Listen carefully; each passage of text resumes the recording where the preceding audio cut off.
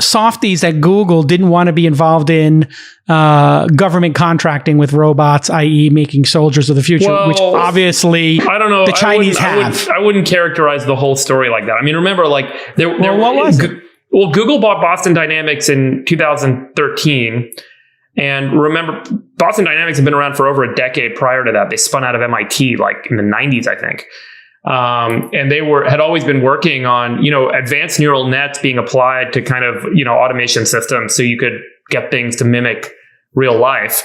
And the idea at Google, this was when they had set up Google X and were starting to kind of do a lot of this, moonshot type tech investing as a separate entity outside of the core Google. And it was like leveraging their cash flow to start new projects.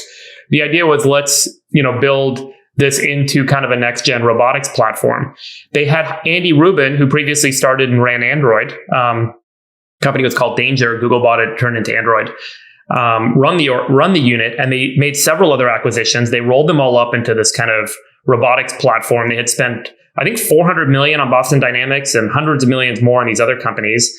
And ultimately, I think the challenge was less about like, who does or doesn't want to do contracts with us, but it was more about the fundamental question that is still the question mark today, which is, do we really need general purpose automation or do we need special purpose automation for industries, for customers, right? Where do you find product market fit? Do people really need a robot that does parkour?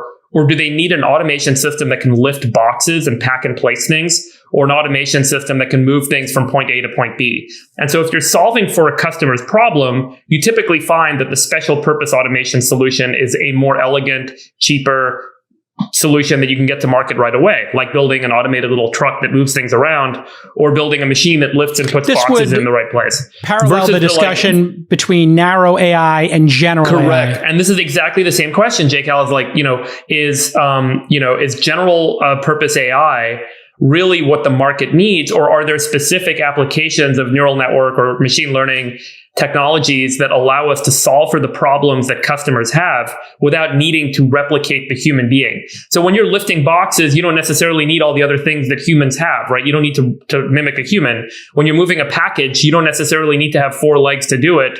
You can have it on 4 wheels and just have a simple system that moves it around. And so, I think SoftBank, Masa-san had this whole belief with Vision Fund 1 when he raised the $100-some-odd billion that, the singularity where machines were going to be smarter and better than humans in every way, intelligence and dexterity and all these things, we're about to pass that moment. And this was part of that core thesis he had, which is this is going to be the robotics company. And I think, as we've seen, they can mimic parkour, but they can't do all the other things humans can do.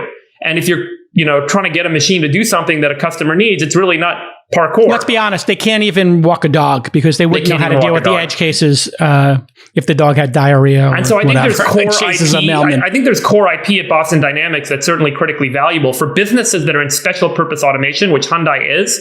There's going to be a great set of applications for leveraging that IP into some of the existing product lines and customers that they serve. So in a related story, Elon then revealed the Tesla bot plans at his AI day. He's done a couple of these AI days, and I think they're primarily designed to get AI talent, which is some of the hardest developers to find in the world.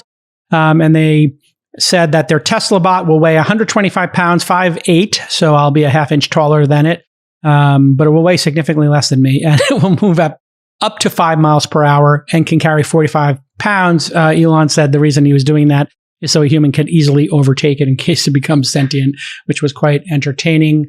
Chamath, do you think what are the chances Elon has a robot like this and it's operating in the real world? I saw a bunch of journalists dunking on him that this would never, ever happen, which is kind of hard to believe when there's a million Teslas on the road. Yeah, no comment. And I think it's awesome. Oh, okay. Can't comment. All right. Leave it at that.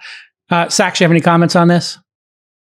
You worked with Elon at PayPal. Yeah, I thought it was a little bit of a surprise that he was working on a robot. But obviously this has been an interest of his. He's talked a lot about it. And so it kind of makes sense. It's just another innovative thing he's doing.